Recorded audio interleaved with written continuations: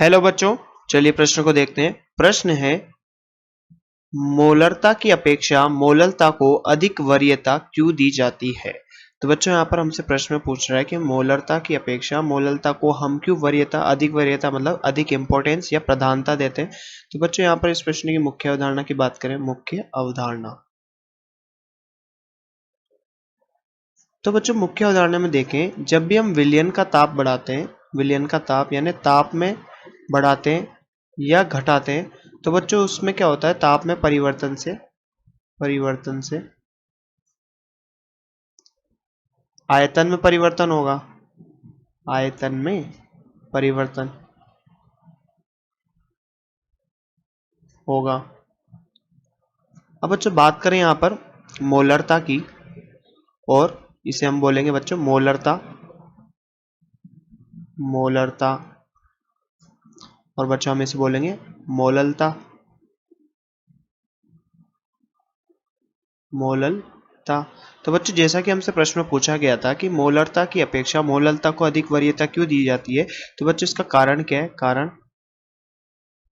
तो बच्चों हम यहाँ पर कारण की बात करें, जब भी हम विलयन का ताप बढ़ाते हैं, तो ताप बढ़ाने से क्या होता है बच्चों, हमने ताप बढ़ाया, अगर मोलरता के रेस्पेक्ट में बात करें यहाँ पर, तो बच्चों हमने ताप को बढ़ाया या घटाया, तो बच्चों आयतन में परिवर्तन होगा, आयतन में परिवर्तन होता है, बढ़ता है या घटता है।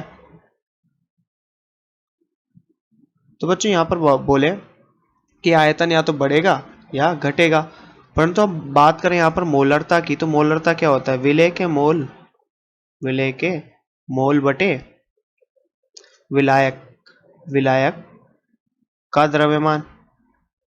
तो बच्चों ताप बढ़ाने पर ना ही विलय के मोल बढ़ते हैं और ना ही विलायक का द्रव्यमान, तो मोलरता तो अपरिवर्तित रहती है। अब मोललता, मोललता यानी स्मॉल एम अपरिवर्तित रहती है मोललता, तो हम यहाँ पर कह सकते हैं कि ताप वाप बढ़ाने पर ये क्या रहती है, अप्रभावित रहती है, अप्रभावित। जबकि बच्चों हम यहाँ पर बात करें मोलरता की, तो मोलरता का क्या सूत्र होगा बच्चों, विलय के मोल, जिसे हम एन से निरूपित करें, विलय के मोल एन विलय बच्चों यहाँ बटे यहाँ पर विलियन का द्रव्यमान, विलियन का आयतन बच्चों किसमें, लीटर में, और बच्चों यहाँ पर विलायक का द्रव्यमान किसमें था, केजी में।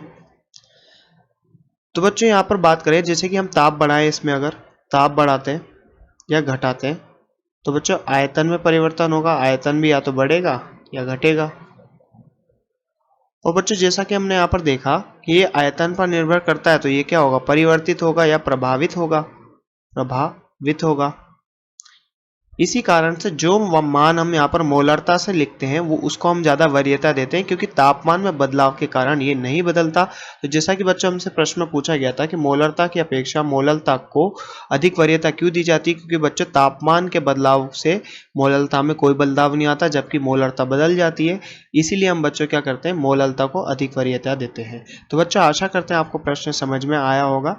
धन्यवाद।